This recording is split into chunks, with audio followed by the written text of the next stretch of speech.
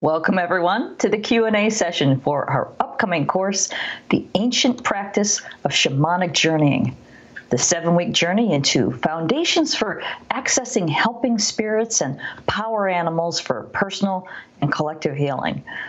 I'm Lisa Bonnice, and I'm really looking forward to this Q&A conversation for the Shift Network, where we'll explore the teachings of Sandra Ingerman and address questions about her upcoming 7-week course, The Ancient Practice of Shamanic Journeying, which begins Tuesday, February 4th. And a little later, I'll explain how you can participate in the course, even if you can't attend the live sessions. But first, I want to introduce our guest. Sandra Ingerman is a world-renowned teacher of shamanism, and she's been teaching for close to 40 years. She's an award-winning author of 12 books and has taught workshops internationally on shamanic journeying, healing, and reversing environmental pollution using spiritual methods. She's a licensed marriage and family therapist and professional mental health counselor and a board-certified expert on traumatic stress. Sandra was chosen as one of the top 10 spiritual leaders of 2013 by Spirituality and Health magazine, and she's recently joined in partnership with Renee Baribeau to create a weekly 30-minute podcast called The Shaman's Cave. And in just a few minutes, we'll open up for your questions. But first, I want to bring Sandra online. Welcome, Sandra. It's so great to see you again.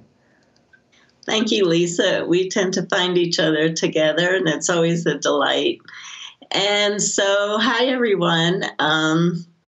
It's a real delight to be able to answer your questions and to talk about shamanic journeying tonight. As Lisa shared, I have been teaching shamanic journeying for close to 40 years. And this particular course, The Ancient Practice of Shamanic Journeying, will be the last time I'm teaching shamanic journeying live. I'm going to be moving on to teaching more of my advanced work. And so this is my last live shamanic journeying course. So I'm so delighted and thrilled to teach it. And it's a little bit of bittersweet for me at the same time. But you always have to follow your guidance. So we're just going to start with a little exercise, really, really short exercise. And in shamanism and shamanic journeying, shamans actually see through their hearts. They don't see through their eyes. And so it's really important to cut out distractions, especially light, that can be coming into your journey. So I'm using a simplified version of what we call an eye curtain that's actually used in almost all shamanic cultures around the world. And I'm going to take you on a little guided journey to the primal sea. The primal sea is billions of years old, and it's where we're all born from. And basically, I'd like for number one, for you to get a message from a primal sea about your own life, how you can improve the quality of your life, and how you can contribute to the planet right now. And shamanism is a cross-cultural, universal practice that dates back over 100,000 years. It was practiced in every single culture around the world. The word shaman comes from the Tungush tribe in Siberia, and it means one who knows, one who heals, one who sees in the dark. And so oftentimes students stepping into shamanism aren't sure, because we don't have the elders anymore in many different cultures. Who do we ask for permission for? Well, to do this work, well, what about the primal sea? The primal sea gave birth to us, and she has a lot to say about our own personal lives, and also about stepping into our power and bringing the ancient traditions back into the world at this time. And then we'll end our little ceremony with doing a blessing for the entire planet and a blessing for this amazing circle that has gathered together this evening to learn and to talk about shamanic journeying. So just follow me, and here we go. So I'd like for you to start by taking a really deep cleansing breath. And just imagine yourself stepping forward. This is your imagination, stepping forward away from your day, away from your burdens, away from your hurts, away from your wounds, and step into a new dimension of reality, which is shamanic journeying is all about. Step into the dimension of reality that's filled with love and support and allies and the power of building relationships with the elements, so they become our greatest allies and are always willing to work with us to help the land that we live in and to help our own lives. So we place our hands on our heart. We think about what we love. And I'll just prepare us a little bit with some whistling and a little song.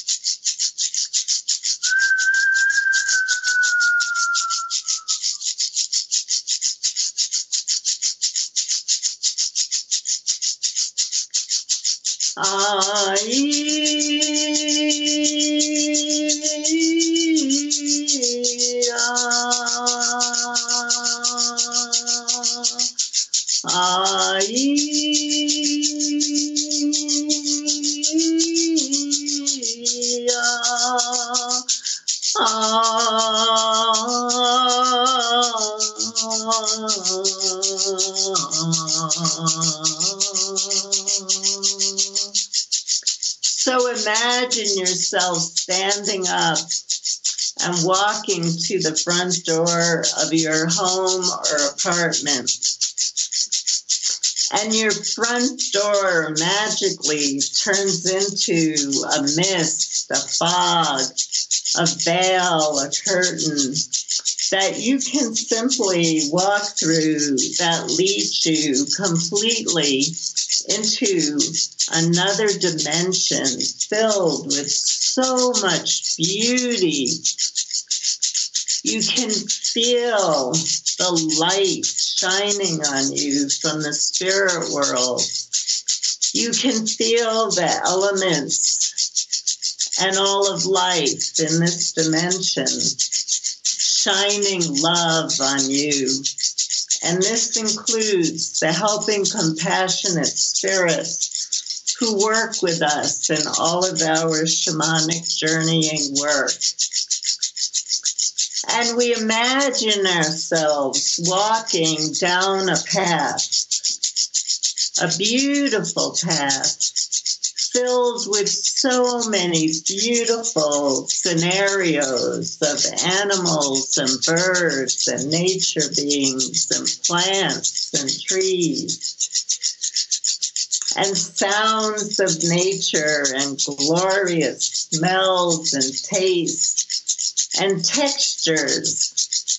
If there's a leaf or a plant that you can touch or the bark of a tree, run your hand on it with permission and feel the texture of nature that's always supporting you. And as we walk together down this amazing path, we start to hear the ocean waves of the primal sea.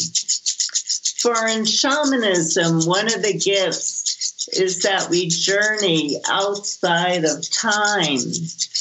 And that means that we can journey billions of years back and even billions of years forward.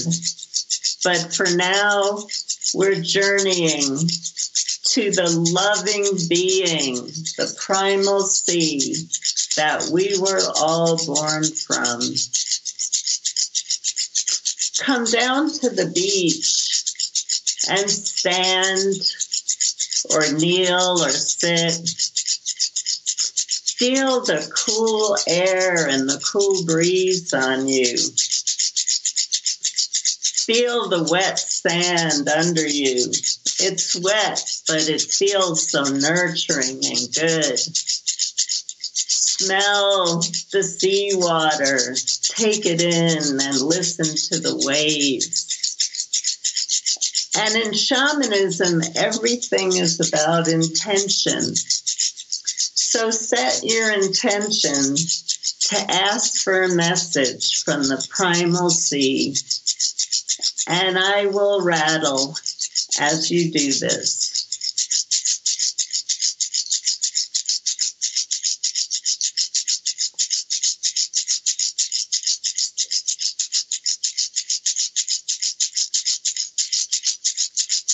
Now ask the primal sea if you have permission to carry on this work. For everyone listens to this program has ancestors that practice shamanism, because it's a universal practice practiced all over the world.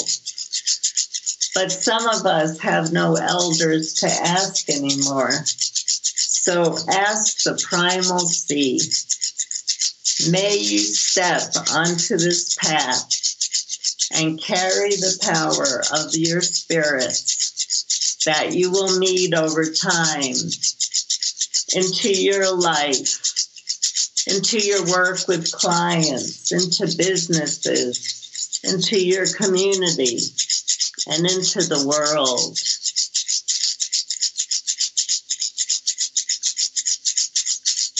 And as you do this, notice that there's hundreds of people gathered with you at the sea, all praying together, all listening together, all doing deep listening together, which is such a powerful practice in shamanism. Look around at all the people in this community who have gathered with open hearts to learn more of how to be in service to ourselves, our loved ones, and the planet itself.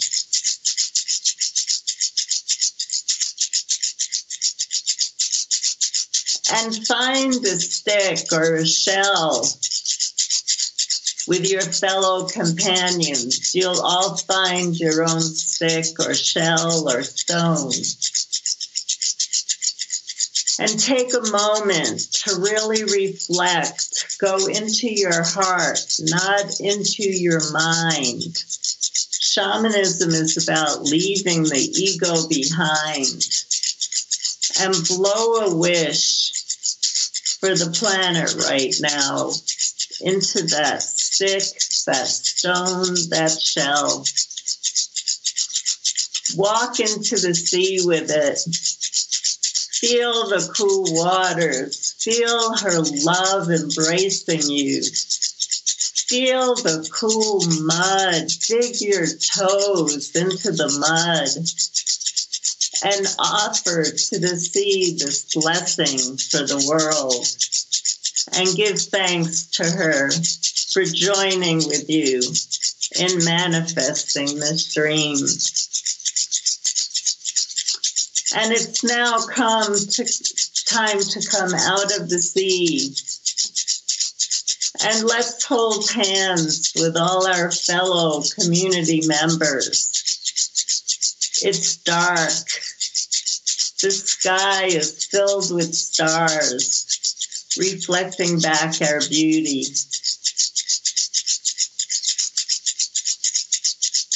Let's drop hands, but hold gratitude in our hearts of how many people are waking up and how many people are stepping into the power of shamanic ceremony.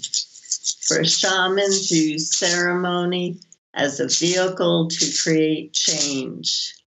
It is now time to return. Look around you, say goodbye to whatever beings you wish to say goodbye to. Honor the sea, the primal sea. Promise to always hold her into your heart and remember your beginnings. And start to walk back down the path that you came on. You find yourself even more sensory open and taking on all the senses of beauty. We're here to experience the dimension of beauty of this planet Earth. Come back to the veil, to the curtain, to the mist or the fog, and step back into your room. You might be covered with mud or sand, or have the smell of the fragrance of the sea, or still hear the waves in your heart and in your invisible ears. But it is now time to come back to the ordinary world. So open up your eyes, and our work is done just for now.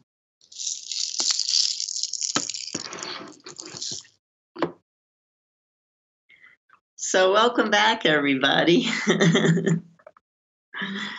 The primal sea is a wonderful being to journey to for guidance and, well, just about for anything. Wow, well, thank you, Sandra, for that journey and also for, wow, just all of the classes that you've taught. And for anybody who's just joining us, Sandra announced that this is the last time she's going to be teaching this specific course. So now's your chance to go ahead and take the last time she teaches this.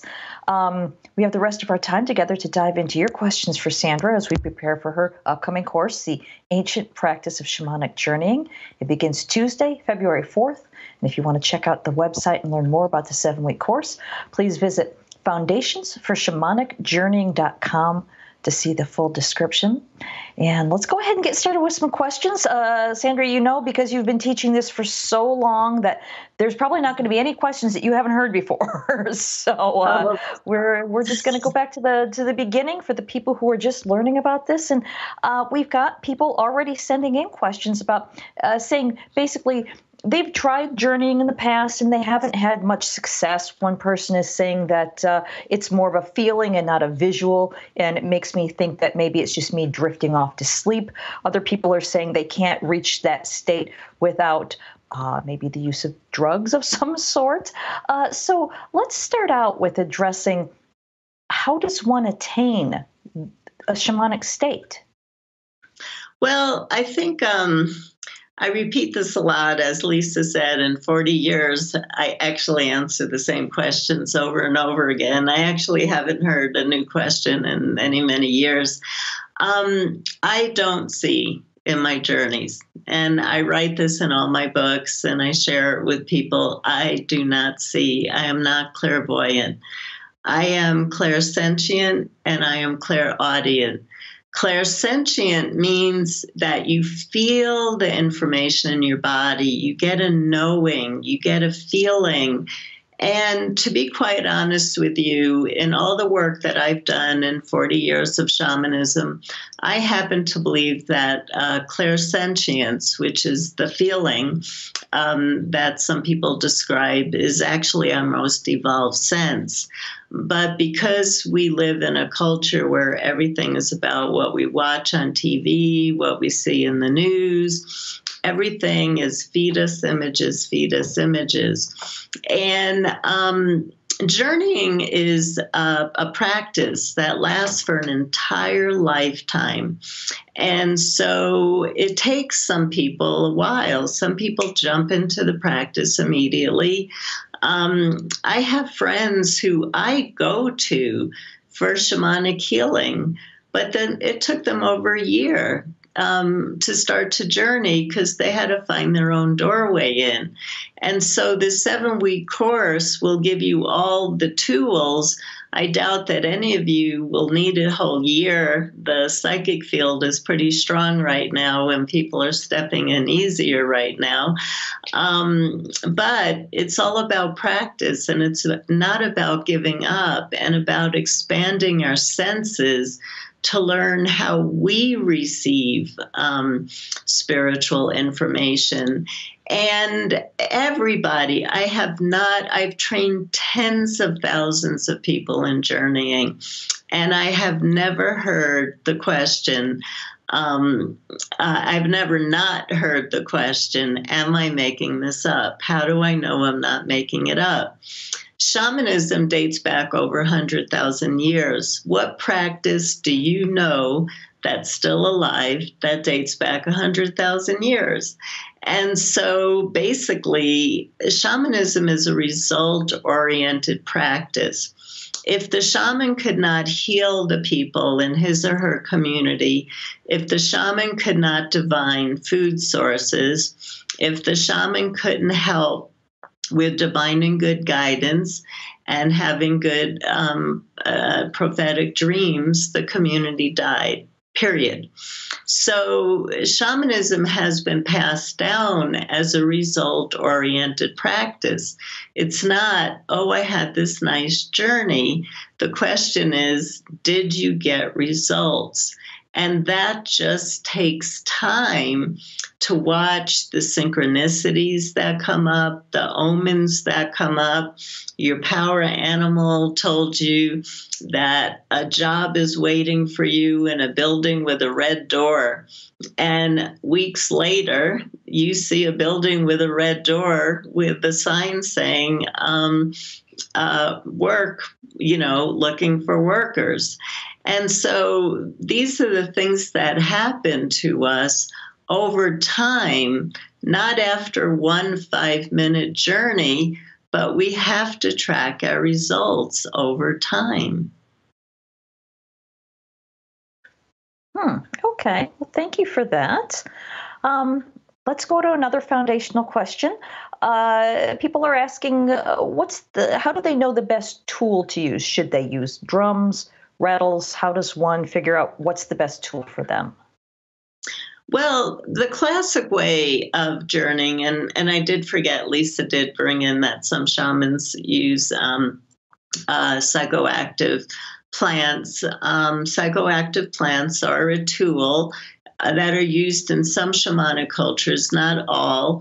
But the wonderful thing about journeying, as I'm going to be teaching it to you, is there are many different instruments that we can use. There are many different tools that we can use. So when you look around the world, the most common instrument that you see is a drum is used. And the drum helps to put your brain waves into an altered state of consciousness that allows your body to, allows your brain to go into what we call a theta state, which is a very, very deep state of consciousness that allows you to enter into the non-ordinary reality realms. Now, some people like to use rattles. Some people don't like drums, and they like to use rattles. You see rattles being used in cultures for calling in the spirits. You also see rattles a lot in South America. And as I was doing a chanting journey right now, I was actually chanting or talking to help you to get to the primal sea that's something that's classic in South America. The songs are beautiful. They're ancient. They've been carried down from their ancestors. They're a little bit different than my songs are, but rattles are oftentimes used to get into shamanic states of consciousness. In Australia, the native people there believe that non-ordinary reality is called the dream time. And they use what's called a didgeridoo, which is an amazing instrument. It's almost impossible to play. You really have to, I have a didgeridoo, and that was gifted to me. And you really have to practice circular breathing. And it makes like a wah, wah sound that puts you into a shamanic state of consciousness. And then also in Australia, they have what are called click sticks, which you click together, and they make that percussion sound. Some cultures use bells, some cultures use Tibetan bowls. So it's all about creating some kind of percussion or monotonous sound that drops the brain waves at an ordinary reality state into a shamanic state of consciousness. Now, when I first started journeying in 1980, at my first workshop, I met two ladies who we started a weekly drumming group in an apartment. So we were constantly having the police called on us because of the noise, but we couldn't afford a drum. And so we used a metal pot with a wooden spoon, and it works great. I have students who tap on a book to make the drumming sound. And for a rattle, you can get a jar and put some corn, some vitamins, some stones, some seeds in there, and you actually have a perfect rattle to use. I'm actually well known, and I talk about this a lot, for sitting in the airport and using a bottle of Advil as a rattle when I need to make a quick decision. I'm hearing my flight is delayed and, I got to make a decision. What am I going to do? I need a quick journey to my power animal for some guidance here. And so I just sit, and everybody just thinks, oh, this woman has a nervous tick. So some form of percussion, some form of monotonous sound is used around the world, and those are some of the tools that I could give you examples of.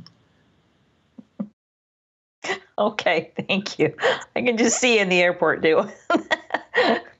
But while we're on the topic of tools, I know that you can listen to recordings, etc. But Corrine here is asking, I would like to do my own drumming or rattling for journeying, but I found that it keeps me from being able to go very deep. Is this something I can learn, or is this just the way my mind works? It's probably the way your mind works. To be quite honest with you, I don't like other people's journey tracks, even my own, and I have 6. And that's because it's too easy for my mind to wander. I'm too passive. And shamans are not passive. They're not passive. Shamanism is a very embodied process. And so most shamans dance and sing and drum and rattles during when they journey. But I have a lot of students, a lot of friends who tell me the opposite. It's all a distraction. As soon as they move, as soon as they try to sing, as soon as they try to rattle, as soon as they try to drum, they're out of the journey. And so what a lot of us have done, and so many of my students have done this, is they make their own rattle and drumming CDs, because then, just make a recording, because, like the drumming I use in the course has a particular rhythm to it. And for some people, it's too fast. And so I tell people to make their own recording of a slower drumming. In shamanic cultures, there wasn't a monotonous beat that was used. Every shaman had their own rhythm. It's just that if I'm teaching a group of 50, 60, 70 people in a room, I can't change the rhythm 70 times to make everybody happy. So I have to beat the drum in a particular way, but you can make your own rhythms and just put on a recorder, and then you can listen back, and it should work for you really well. Okay, great. Thank you. For those of you who are just joining us, we're here with Sandra Ingerman learning about her upcoming course, The Ancient Practice of Shamanic Journeying, which begins Tuesday, February 4th. And you can log on to foundationsforsHamanicJourneying.com for all the details and to register. So let's go ahead and get back into questions. We've got some people who obviously watched the conversation that you had with Stephen Dinan, where you were talking about the three worlds, the upper world, lower world, and middle world. So for those of you who don't understand that, or maybe you can give people just a quick refresher. But the question here is from Danielle, who says, do the three hidden worlds appear different to different people, or are there some consistent themes to each that are always present? Yeah, so we're actually going to go through that in the course. I go through that really slowly and really carefully. The really fascinating thing, this is really fascinating to think about. If shamanism dates back 100,000 years and was practiced all over the world, why is it that whether you go to Asia, whether you go to Europe, whether you go to Australia, whether you go to South America, shamans talk about when they step out of this dimension that we're living in, this dimension where we really limit ourselves. We run our life by ego and personality and form. When you step out of that and you drop it, you jump out of your humanness, you lift out of your humanness, not jump out of it. And you go into an altered state of consciousness, you notice that a lot of anthropologists disagree with me. I'm only speaking from my own experience. It's almost like you step into a parallel reality. You went through that fog, you went through that mist, you went through that transition, and you end up in a different dimension of reality. And so for shamans around the world, they talk about three worlds, in non-ordinary reality, or the dream time, or the other world. There are different names that non-ordinary reality is called. And there's the lower world, but in most ethnographic literature, that's called the underworld. And in the lower world, or the underworld, there are lots of levels down. So some cultures believe there are 9 levels up, there are 9 levels down, but that's just certain cultures. And shamanism is a practice of direct revelation. So we go with our experience.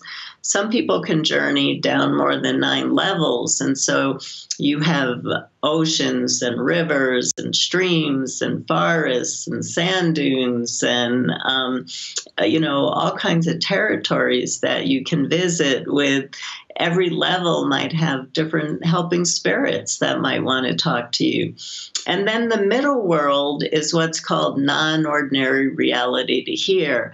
So there are trees, there are plants, there are birds, there are the same nature beings that might show up in your backyard or at your local park, but you're in a different dimension, and so you can have a different kind of communication with them.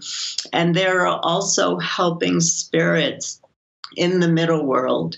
And I especially like to work with building a relationship with earth, air, water, fire in the middle world, because when they become your greatest allies, they don't destroy your land. You can negotiate with them.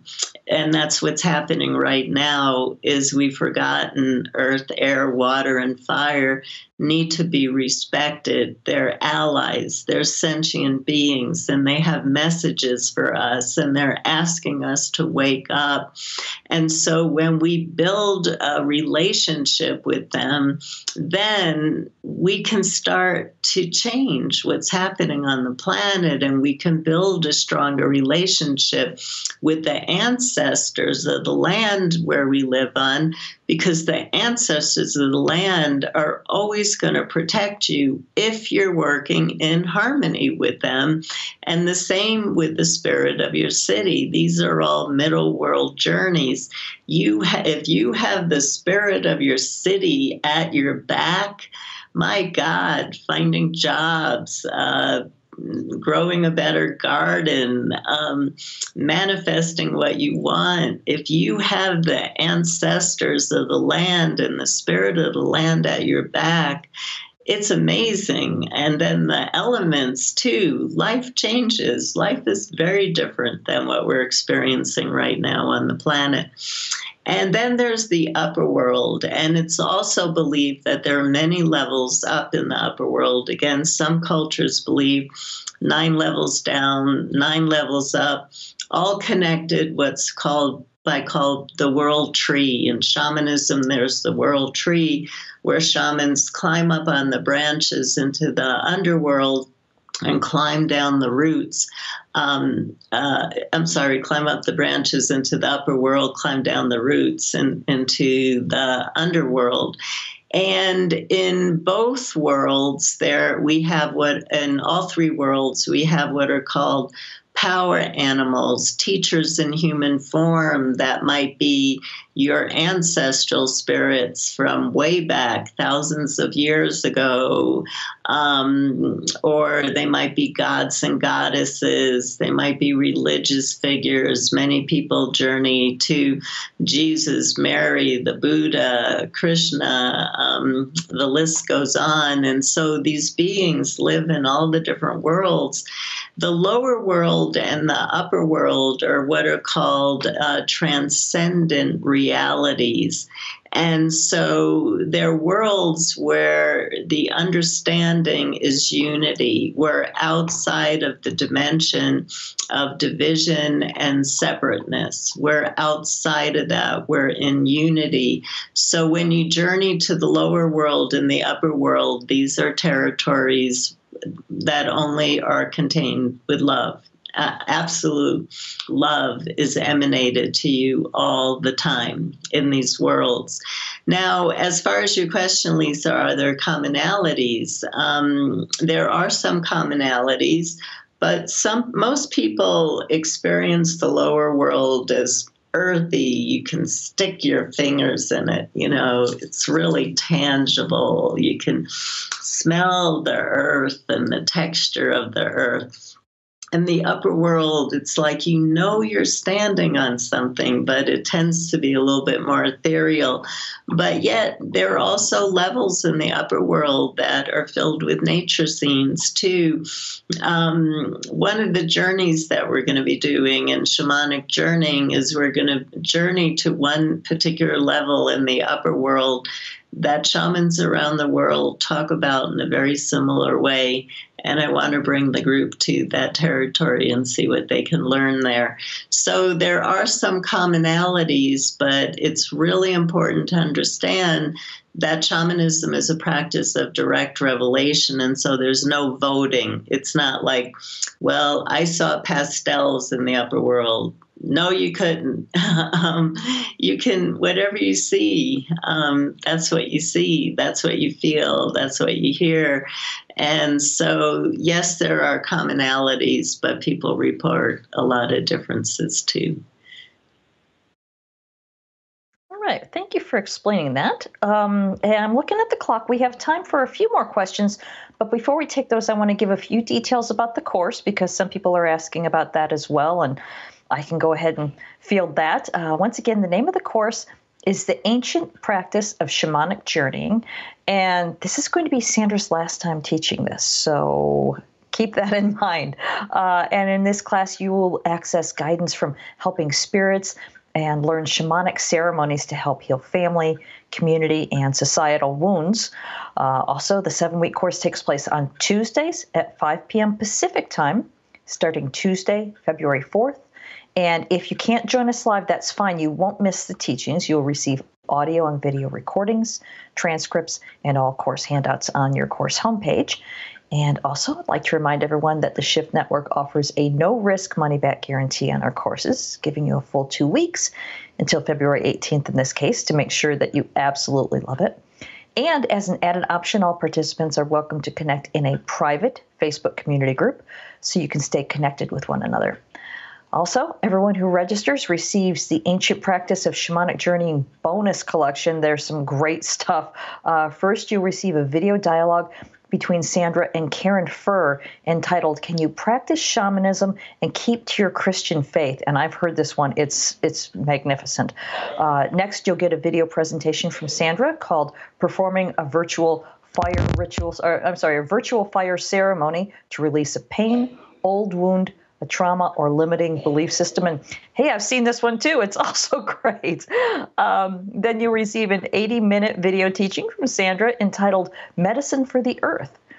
And you'll also get a video dialogue with Sandra called "Nature, Sacred Tools, and Carrying Power." And when you register by midnight Pacific on Thursday, January 30th, you'll receive this extra gift, and that is an audio dialogue with Sandra hosted by Susan Audrey. And that's entitled "21st Century Shamanism, Transforming the World We Live in." Okay, so before we get back into the Q&A, Sandra, let me ask you, since this is your last time doing this, what are you most looking forward to sharing in this specific course? Well, I've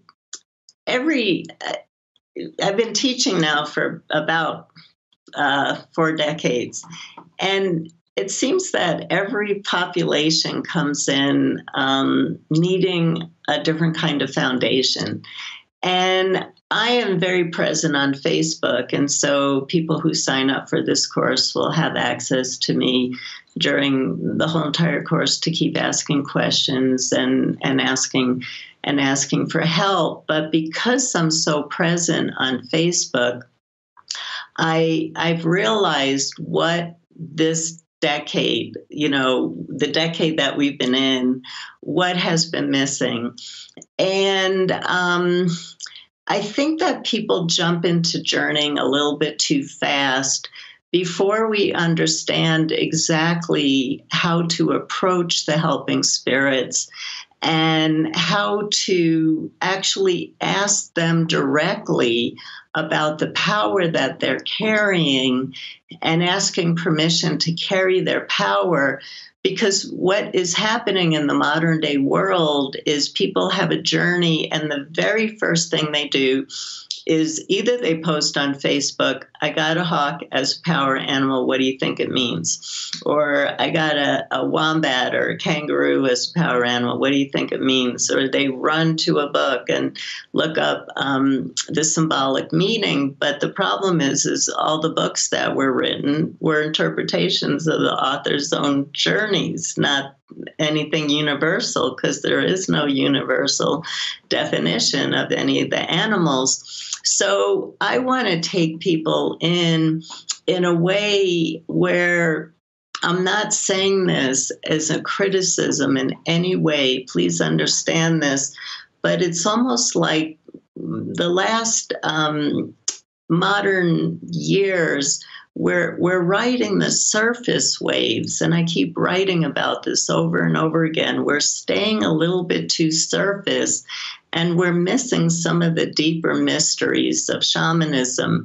And I love teaching shamanic journeying. I just feel it's time for me to focus a little bit more on some of the more advanced work right now. And I want to prepare people, whether they do advanced work or not.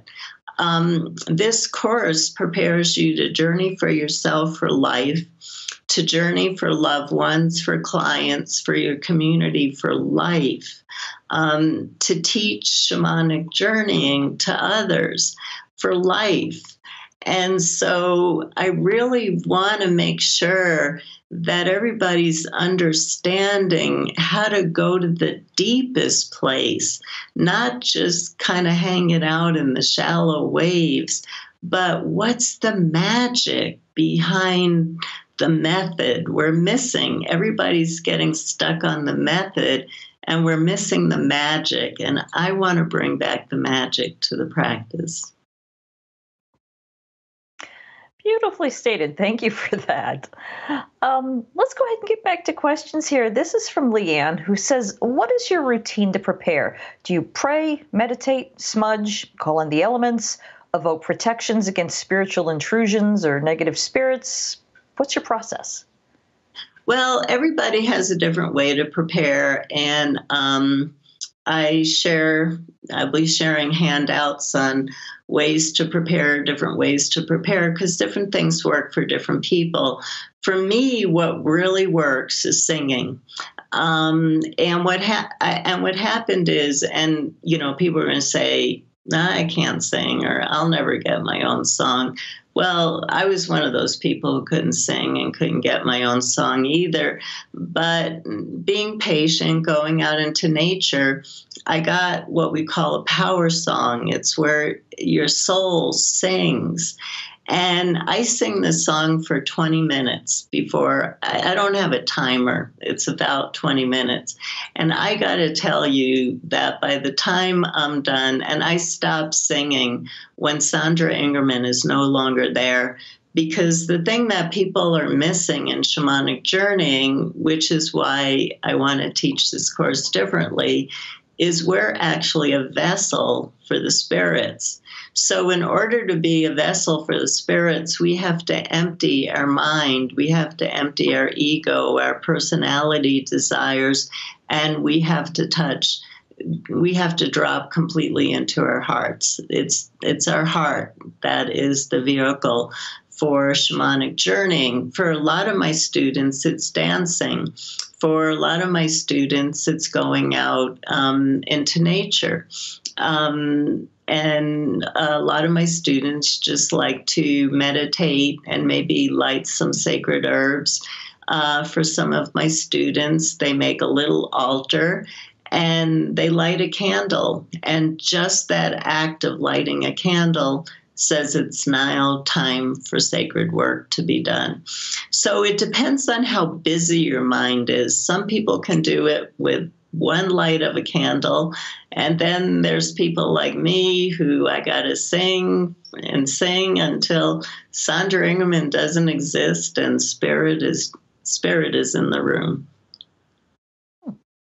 Okay, perfect. Thank you. Let me combine a couple questions. People are asking about power animals. Like, for example, Miriam wants to know, how can we know what our power animal is?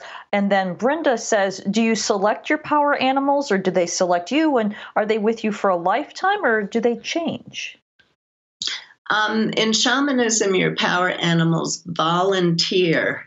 The word is called volunteer themselves to you, to act like guardian angels in your life. They will not protect you from every single harm or every single suffering experience, because how we learn in this lifetime, how we evolve in this lifetime, is like a seed that has to struggle before it bursts forth. But the spirits will protect you for unusual pain or suffering or catastrophe. I can't tell you how many times my spirits have steered me away from a plane, a road where there was a crash. Don't do this. There's going to be trouble. I can't see, but they can see. They have a different perspective. So they pick you, they volunteer, and then you start to build a relationship with them. So I am no longer your teacher, and your power animal is now your teacher, and you can ask anything of them. And again, that's what I want to get people to understand in this course, how much information the power animals and helping spirits have more than the participants on Facebook, because we give our power away and we ask for interpretations. But your power animals are waiting to teach you everything. My only teacher in shamanism was my power animals and my teachers in the upper world. That's who my power animal taught me how to do soul retrievals. My power animal showed me a different way of doing extraction work that I never learned before. My teacher showed me how to do depossession, which is the way that nobody else works. And so I wouldn't be here. You wouldn't be saying, I think I might want to study with Sandra if I didn't use my helping spirits to teach me, because they design all my workshops for me. They teach me everything I need to know. So that's what the course is about. The course will be about how to approach the spirits in the right way and how to prepare for the work. And then I'll be teaching. I changed the protocol. I just started teaching this a year ago to bring back more magic into the shamanic journeying practice. And the teachers I've trained have tried this in some of their workshops. I've done it on some of my Shift Network classes, and it takes people into such a deep way. And so we'll be learning how to meet our power animals, our guardian spirits, our nature beings, the elements, the sun, the moon, the stars. And then we'll be learning how not just to journey for ourselves, but if we want to journey for somebody else, if they need help, how do we do that? And then I'm going to teach a very simple healing method that everybody will be ready for by the time we're to session 7. All right. Wow. I can't wait. I've already signed up. I've taken your courses before, but I'm not going to miss the last time you do this, because this is like your entire lifetime's worth of work, and I bet it's going to really pack a wallop. So looking forward to this. Let me ask some questions here. You know that my passion is the old ancestral healing thing, and we've actually got a lot of people here asking specifically about ancestors. So let's do that. One person's asking, what role do our ancestors play in our personal healing, and how do we transmit this healing to other family members? Well, our ancestors are helping spirits. Our deceased ancestors are helping spirits. And so, number one, they have your back. And they want you to be successful, and they want you to be healthy, number one. And then, of course, they give you information about your ancestors. I can't tell you how many of my students have an ancestor come in their dreams and say, tell Uncle Joe, tell Aunt Mary this message. And what I teach is, don't say that you got a journey, you did a journey, because this can get you into trouble. I got into trouble doing this. Just say, I had the most amazing dream. But you do get messages for loved ones if it's appropriate. And you can meet your ancestors who passed. And for those of you who had a lot of trauma in your family, they're deceased. They're not who they were when they were here now, so that you can actually you can actually complete unfinished business with your ancestors. You can ask for healing for them. One of the things I'm actually exploring right now is going back and doing soul retrievals for my ancestral line, because I know that they suffered terribly.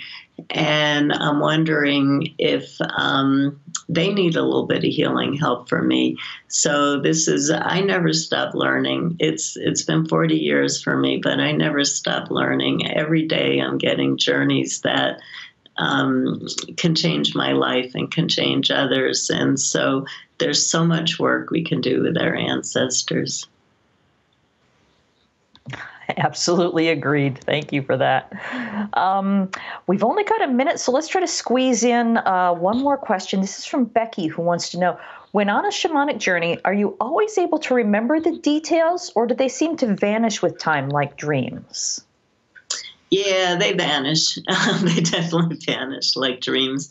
I recommend to people that you don't have to write down the entire journey, like the sun was shining and I could smell the trees and I can smell the roses, but write down those details that you don't want to lose. And the fascinating thing too is I've had journeys that I had years ago that all of a sudden I'm getting the meaning. I got the meaning then, but now I'm understanding the spirits were actually talking to me on a much deeper level, that I wasn't spiritually mature enough to understand what they were sharing. So you want to try to capture through drawing some images or writing down. I just write down a few words. I don't want to take a lot of time to journal. I know it's the path of many of my students, but it's not mine. I don't want to take the time to journal, so I write down the key message that I get. But again, I am still fascinated by how all of a sudden I'll go, oh, that's what my power animal was trying to explain to me 20 years ago. All right. Wow. Well, this has just been a lovely hour, and it's been an honor to spend time with you. I want to thank our viewers for being with us today and for all of your great questions. Once again, the Ancient Practice of Shamanic Journeying starts Tuesday, February 4th. And again, you can visit foundationsforshamanicjourneying.com to learn more and to register. And Sandra, before we cut you loose, what are your final thoughts? Well, I just want to thank everybody, because I know that you're contributing to the world in your own way. And I just want to thank everybody for what you're doing. And I just want to say, I create strong circles, really strong circles that we create. They become the most important family for people. And so I invite you to join our circle if it feels right to you. And if it doesn't feel right to you, please follow your passion. There's not a right way to do work out in the world. It's all about what do you feel passionate about. So blessings, everybody. I wish you the greatest health and joy. And just know with these initiations that we're going through right now, they are so difficult, but they're carving us into these beautiful, light-filled spiritual beings. And so join me to learn more or find the path that's right for you. But blessings to everybody for all that you do. All right. Wow. Thank you again, Sandra. It's just been an absolute pleasure speaking with you today. Thank you for being here with us. Thank you, Lisa. Mm-hmm. And once again, thank you to everyone who joined us and for those of you who submitted questions. On behalf of all of us at the Shift Network, I wish you well and look forward to having you on this course or perhaps another one in the future. Have a great night, everyone.